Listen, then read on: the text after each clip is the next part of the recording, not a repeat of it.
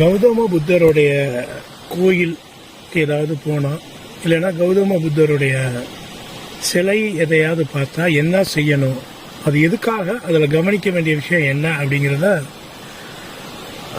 ஓஷோ அவருக்கே உண்டான பாணியில் சொல்லியிருப்பார்.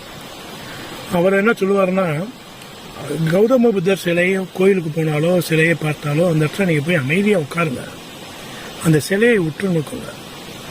ஏன்னா அந்த சிலை எந்த அடிப்படையில் எந்த நோக்கத்திற்காக செய்யப்பட்டிருக்குன்னா, அதை உற்று நோக்குபவர்கள் அந்த சிலையின் முழு வடிவத்தை உற்று நோக்கி கிரகித்து கொண்டு முழுவதுமாக அமைதியாக பார்க்கும் பொழுது நாமே முழு அமைதியின் முழு உருவமாக, அமைதியின் சின்னமாக நம்ம we will become totally silent அப்படிங்கிறது.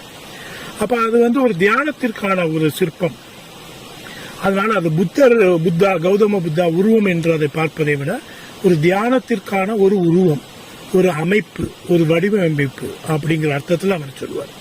இதன் அடிப்படையில் தான் அவர் சொல்லுவார். பார்த்தீங்கன்னா அந்த மகாவீர ஜெயினர்களுடைய 24